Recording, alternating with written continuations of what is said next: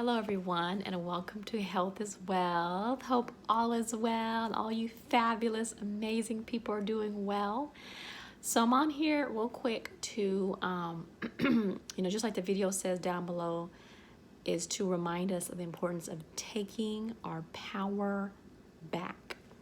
So I'm really passionate about the work of and the business of empowering people, encouraging others, inspiring others. And what I'm finding more and more as I'm doing a lot of self-reflection, also as I'm working with others and speaking to those in my circle, is that it's so easy for us to give our power away without even knowing that. And the central component of really where it's easy for us to give our power away is in our thoughts and the mind, in our mind. So as I mentioned before in previous videos, I think that the most powerful part of ourselves is our mind or our thoughts. And so what I want to do is encourage you that if you're feeling down and out, discouraged, disempowered, frustrated, overwhelmed, 9 times out of 10, it's because you are in a negative thought pattern or a negative emotion pattern. So what I mean by that is most likely what's happening is you have this negative thought in your mind or really hard negative feeling that's playing over and over and over and over in your head like a broken record. So you remember back in the day when we used to have CDs, well, we don't really have CDs anymore, right? But when we used to have CDs, and remember the CDs whenever they were scratched, it always will be that part of the song where you'll hear like a skip or a bump or the lyrics kind of jumping over themselves right at that point of the scratch on the CD. And you can't ever fully hear the song without any interruptions because of the CD being damaged or bruised or scarred or scratched. That's how we are in life when we are enslaved to our negative thought patterns, our limiting beliefs, and our survival patterns. And a lot of times what we do is we hold on to the negative beliefs, the limiting beliefs, the disempowering thoughts, because that's what we know, and that is the default autopilot of our minds. So this is a great book I read about a year ago, super powerful. I always have it on my bookshelf and refer to it when I need to till this day. And it's called Claim Your Power by Mastin Kipp.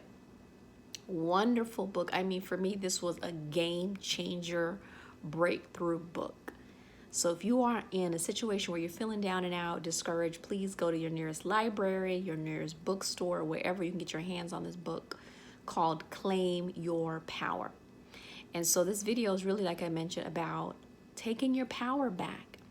So if you woke up and let's say you're having a great day, all of a sudden you ran into traffic, or you came into work, you got some bad news, or you were at work or whatever you're doing during your day, you got a phone call that really completely changed the direction of your day from a physical, emotional, spiritual level. I encourage you to do a couple things. One is in that moment, don't be that feeling, just have the feeling.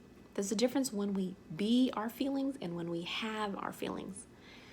So let me give an example. If you're going through the day, let's say in the morning, you're getting up and you're running errands, you're going to work, you're taking care of business, whatever you're doing, you get up and you get caught up in traffic. Or let's say you don't have a car, you get on the bus, the train, the local public transportation system, and the moment you get up and get into there, get your seat or get on board, you know, something dramatic happens or somebody's acting up, unnecessarily drama. If you're on the road, there's traffic backed up for hours and you're like, what in the world? The most common thing that we do is we stop breathing or we shallow our breathing. So what happens is we're like, and we go straight into negative thought pattern and negative speech and negative emotion. So it's like, I can't believe this. And man, every time I try to be on time, something happens. Or I can't believe the people acting up on the bus again. It's easy to get to that because in that moment, you let that situation around you take over you. So instead of you just having that feeling, you became that feeling. So in that moment, I encourage you to do one thing. Encourage you to do a couple things. One is breathe. stop and just take in a breath. Inhale through to the count of 3, hold to a count of 2, exhale to a count of 6. Inhale to a count of 3, hold to a count of 2, exhale to a count of 6. I'm gonna show you what that looks like.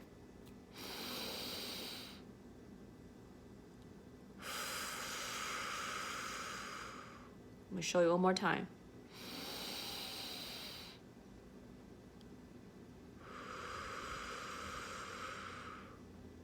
I encourage you when you're taking your exhale that your exhale is longer than your inhale. And when you exhale, you do it slowly. And then what you're doing in that moment is you're releasing the negative tension from your body and from your mind. And so you do that a couple times until you calm yourself down. And I encourage you not to say a word before you do that, because you may say something you regret, or you look back and be like, I can't believe that I went off and I shouldn't have went off. So first thing is breathe. Second thing is what I've been doing a lot of since I was probably, in middle school, is journaling. I have a beautiful journal, which was one of my powerful journals. It's called, I've found this recent one called Shine Bright Like a Diamond. It's one of my favorite journals. It's just a blank journal. I just fill in the pages and write down what I'm feeling. I could have a wonderful day and I could write down how I was really excited and I was grateful for things that went well. I could have a horrible day and I could write that down. And what I'm doing is every time I'm writing down how I'm feeling, I'm writing out the good, the bad, the frustrating, writing down my plans, my aspirations, my ideas. What I'm doing is I'm separating myself from the thought and from the feeling. In order for you to see clearly, you cannot become engulfed and taken over by your feeling or your thoughts. The best way to move forward is to be clear and separate yourself from the feeling or your thought. Separate yourself to the point where when you write it down on your journal or when you're releasing it, it's almost like your friend or someone is calling you and telling you about the thing. So it's not your issue, it's just an issue that you're having to experience right now temporarily. Those are two different ideas. Because a lot of times we think about what's happening to us and we get overwhelmed and we shut down and we're just like, it's a wrap, I'm done, this is over. Instead of saying, you know what, this is not an experience that defines who I am, or this is not a feeling or a thought that defines who I am, but instead, this is how I'm feeling in this moment. This is what I'm thinking in this moment. So write it down, get it on paper. And then when you write it down, take a step back and read it back to yourself. And you could be like, okay, that is how I'm feeling. Okay. Or why am I feeling that way? And write down why you're feeling that way. And then take a few minutes to say, what is it I would want to see? What is it I want to experience that I'm not currently experiencing? And you write that down. And so you compare those. Compare how you're feeling, how you're experiencing, how you're thinking right now. And then you write down how you want to feel, how you want to experience, how you want to think. And you write that down. And you put them side by side.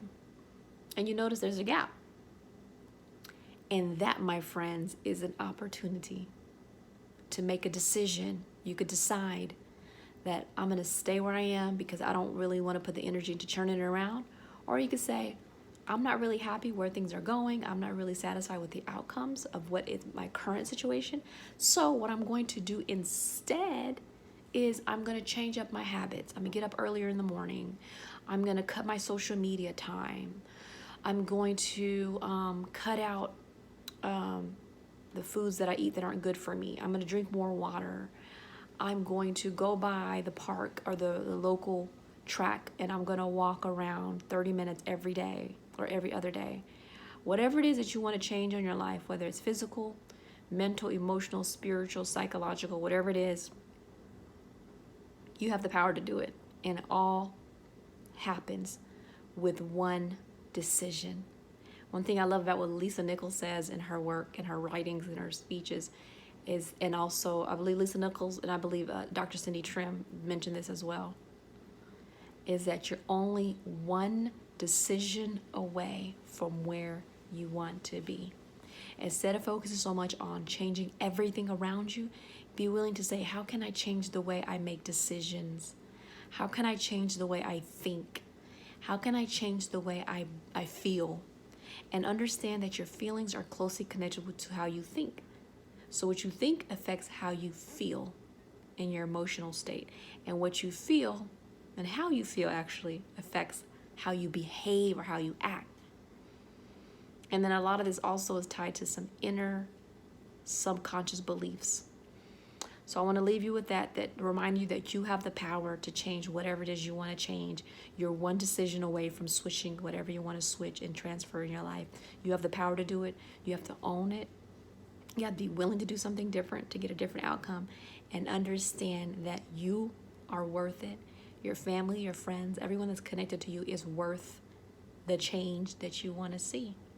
So with that, I bid you love, peace, clean living. Please share this video for those who need it. Like, subscribe, comment. I would love to hear from you. Peace.